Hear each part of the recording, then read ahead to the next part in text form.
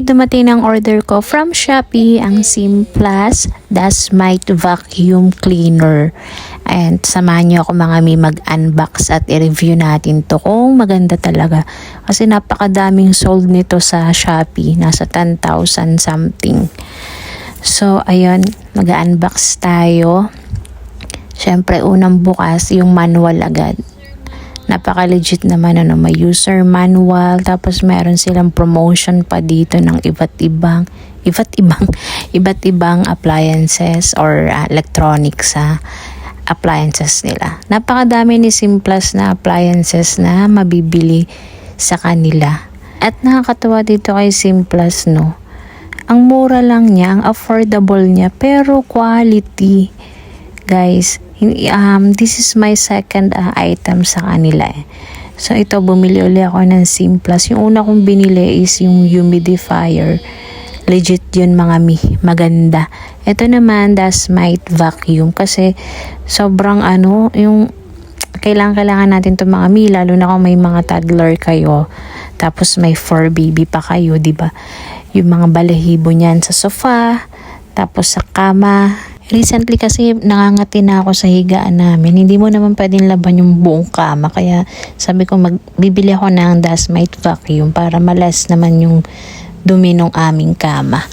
So ito na siya mga mi. Sa likod niya, ayan, may dalawang gulong. Syempre para mag-roller siya. Then ito namang cord niya. Makapal yan mga mi. Ang haba pati. Tsaka makapal nga siya. Hindi siya basta mapuputol o matutuklap. And then ito naman sa filter, napaka-easy lang niyang tanggalin.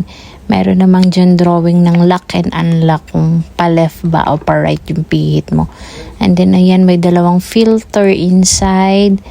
Yung isa parang gawa sa stainless, manipis sa stainless.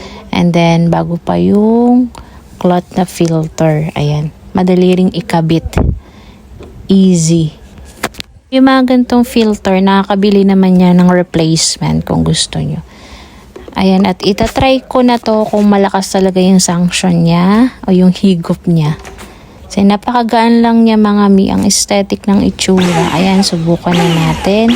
Maririnig nyo naman. Pwede siyang naka-hold or pwede naman long press para mag-dire-diretso yung power niya. Pwede nyo kontrolin na ikaw yung pipindot o pwedeng i-hold press mo para naka-on siya talaga. Ayan, hindi naman tayo binigo ni Simplas. Talaga namang ang lakas ng higop niya. Ayan, nakikita nyo. Ito yung kama ng kapatid ko. Wala pang sapin yan. Pinarinis ko sa kanya para makita nyo mga kung higop niya talaga yung mga